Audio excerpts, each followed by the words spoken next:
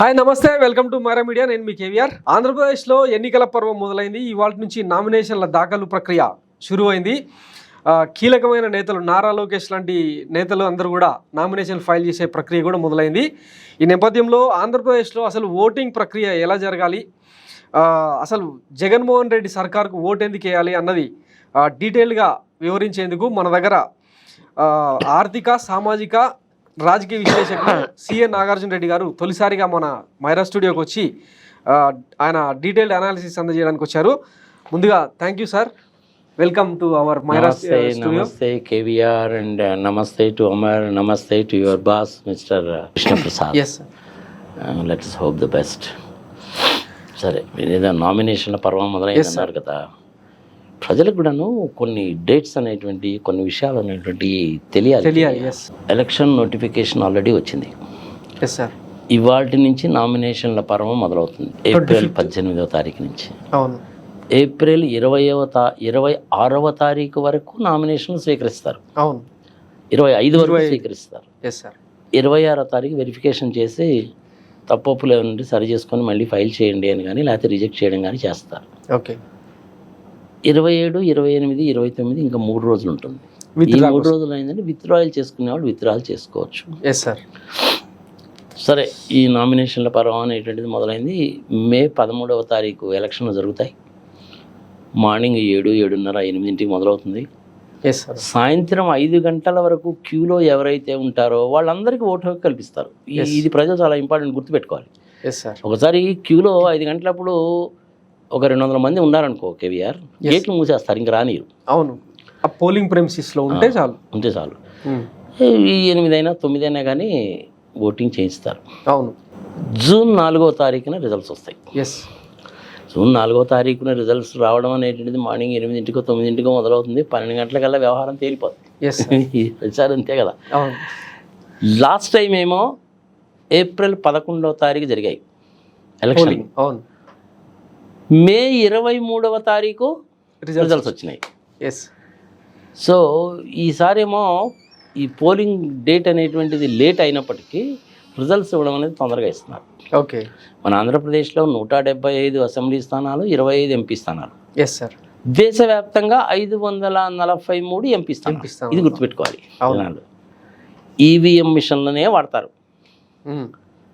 పర్ఫెక్ట్గా పనిచేస్తాయి. మళ్ళీ ఇంకోసారి చెప్తున్నాను, ఎవరు ఎటువంటి అనుమానాలు పెట్టుకోవాల్సిన పనే లేదు. ఓకే. చాలామంది ఏంటంటే దిక్కుమాలిన ఆర్గ్యుమెంట్లు చేస్తుంటారు కేవీఆర్. ఆ జర్మనీలో కూడా ఇంతకుముందు ఈవీఎం మిషన్లు పెట్టారు, తీసేసి మళ్ళీ బ్యాలెట్లు పెట్టారు. అమెరికాలో పెట్టారు, తీసేసి బ్యాలెట్లు పెట్టారు అని.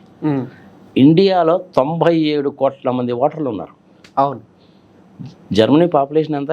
తిప్పి కొడితే 4.5 కోట్లు ఉంటుంది. అవును. మరి ఆంధ్రప్రదేశ్, తెలంగాణ 2 కలిపితే 9.5 కోట్లుగా. వాళ్ళతో నువ్వు ఎట్లా కంపేర్ చేస్తావు? ఓకే. కంపేర్ చేయడానికి వీల్లేదు. ఇది ఒక పాయింట్. ఎస్. సెకండ్ థింగ్ ఏంటంటే, అక్కడ వాళ్ళకి వెళ్ళి ఓటు వేయడం అనేటువంటిది ఒక క్రేజీ అనమాట. ఓకే. పోలింగ్ స్టేషన్కి వెళ్ళి అది సంగతి సమాచారం చేసి మనలాగా ఉండదు. హాహీ అని చెప్పి పలకరిస్తారు, నవ్వుతో పలకరిస్తూ ఉంటారు. ఒకడైతే నిక్కర వేసుకొని బనీన్ వేసుకొని వస్తాడు ఓటు వేయడానికి. వాడికి ఆ బ్యాలెట్ పేపర్ తీసుకొని ఓటు వేసేసి సంగతి సమాచారం నవ్వుకుంటూ బయటకు వచ్చి ఆ హ్యాట్ ఏది ఉంటే దాన్ని ఇలా అలా సరి చేసుకొని పోతూ ఉంటాడు అనమాట. వాడికి ఒక క్రేజీ. ఓకే. కానీ మన ఇండియాలో ఎట్లా కుదురుతుంది? అది కుదిరేసిన పని కాదు. 90 కోట్ల మంది బ్యాలెట్ నిర్వహించడం అనేది హైలీ ఇంపాసిబుల్. 97 కోట్ల మందికి అబ్సల్యూట్లీ ఇంపాసిబుల్. అవును. 20 సంవత్సరాల కింద ఆ టీఎన్ శేషన్ వాళ్ళు ఉన్నప్పుడు ఫస్ట్ టైం కేరళలో ఎక్స్పెరిమెంటల్ బేసిస్ మీద మొదలుపెట్టాడు. It's very successful program. అవును.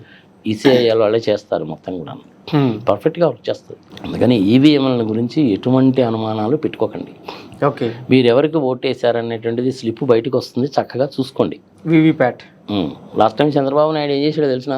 ఓడిపోయిన తర్వాత ఈవీఎంలను బ్లేమ్ చేశారుగా. ఈవీఎంలు బ్లేమ్ చేయడం కాదు, అసలు నేను ఎవరికి ఓటు వేసినా నాకు తెలియలేదు అంటాడు ఆయన. అది మరీ విచిత్రం. మళ్ళీ 40 years ఇండస్ట్రీ, ఆ మాత్రం చూసుకోవద్దా? సరే, ఏదో అనాలి కాబట్టి అన్నాడు, లైట్గా తీసుకోవచ్చు, దాన్ని సీరియస్గా తీసుకోవాల్సిన పని లేదు. Yes sir. నేను మీ టీవీ ద్వారా ప్రజలందరినీ ఏం కోరుకుంటున్నానంటే, సార్, ప్రతి ఒక్కళ్ళు కూడాను 1 గంట 2 గంటలు అయినా సరే వెళ్ళి ఓటు వేయండి. 85% తగ్గకుండా పోలింగ్ జరగాలి ఆంధ్రప్రదేశ్లో. ఓకే. 5,23,00,000 మంది 28 లక్షల మంది పాపులేషన్. Yes sir. 4,08,00,000 చిల్లర 4,09,00,000 మంది ఓటర్లు. ఓ 10 లక్షల మంది ఆడవాళ్ళు ఎక్కువ ఉన్నారు. ఓకే. ఇందులో బ్యాలెట్ పేపర్ని యూజ్ చేసే గవర్నమెంట్ ఎంప్లాయీస్ కూడా కొంతమంది ఉంటారు. ఒక 60,000 మంది 70,000 మంది ఉంటారు రాష్ట్ర వ్యాప్తంగా అన్ని కాన్స్టిట్యున్సీస్ కలిపి. అందులో వికలాంగులు ఉన్నారు కొంతమంది, అరౌండ్ 3,000 చిల్లర ఏమో ట్రాన్స్జెండర్స్ ఉన్నారు. ఇట్లా రకరకాల కేటగిరీస్ కానీ ఇచ్చారు. పర్ఫెక్ట్గా ఉంది అది. సో 85% పోలింగ్ జరిగిందంటే మటుకు యావరేజ్నా ఇట్స్ రియల్లీ గ్రేట్. కొన్ని కాన్స్టిట్యున్సీస్లో ఒకసారి 90% కూడా జరుగుతుంది. అవును. సో చేతులు జోడించి ప్రజలందరికీ నేను చేసే విజ్ఞప్తి ఏంటంటే 5 సంవత్సరాలకు ఒకసారి వస్తుంది. ఒక చక్కని నాయకుడిని వెన్నుకునేటువంటి అవకాశం భారత రాజ్యాంగం కల్పించింది. తర్వాత ఎమ్మెల్యే బాగలేదని వాడిని అమ్మనాబూతులు తిట్టడం, ఎంపీ ఏం చేస్తున్నాడు, గాడిదలు కాస్తున్నాడు, రోడ్ ఏది, హాస్పిటల్ ఏది, ఇలా తిట్టకండి. డబ్బులు తీసుకొని ఓటేశారంటే మిమ్మల్ని మీరు ఆత్మహత్య చేసుకున్నట్టే లెక్క. ఓకే, ఊరు తీసుకున్నట్టే. దయచేసి ఆ పని మటుకు చేయకండి. ఓకే, చక్కగా వెళ్ళి ఓటేయండి. మంచి అవకాశం మీకు. మంచి ఎంపీలు ఎమ్మెల్యేలు కనుక రావాలంటే మీరు ఓటింగ్లో రెట్టింపు ఉత్సాహంతో పాల్గొనాలి. ఓకే. విచిత్రం ఏంటంటే హైదరాబాద్లో అందరూ చదువుకున్న వాళ్ళే అంటారు, 45% పోలింగ్ మించదు. ఇది ఎక్కడ దరిద్రం అండి, నాకు అర్థం కాదు. పల్లెటూళ్ళలోనే పాపం చక్కగా ఓటేస్తారు. అవును. కానీ ప్రతి ఒక్కళ్ళు ఓటేయండి. 85% తగ్గకుండా పోలింగ్ జరగాలని నేను కోరుకుంటున్నాను.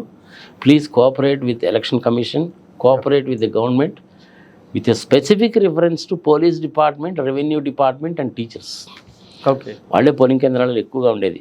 అనవసరంగా దాడులకు దిగడము, కాళ్ళల్లో గులకరాళ్ళు వేసుకొని పోవడము, నాటు బాంబులు వేసుకొని పోవడము, కత్తులు కటార్లు వేసుకొని పోవడం లాంటివి చేయకండి. ఓకే. పోలీసు వాళ్ళతోటి కోఆపరేట్ చేయండి. పోలీస్ డిపార్ట్మెంట్ వాళ్ళు కూడా చాలా జాగ్రత్తగా ఉండాలి. చూసాం కదా పోయినసారి మనం పొంగనూరులో ఏం జరిగిందో చూసాం కదా. అవును సార్. చంద్రబాబు నాయుడు శుభ్రంగా ఎక్కేసి తన్నండి, కొట్టండి, పొడవండి, గడవండి, సంఘ సంవత్సరం అన్న మాటలు కూడా విన్నాం కదా. ఆయనే అన్నాడుగా, మామనే కాదుగా.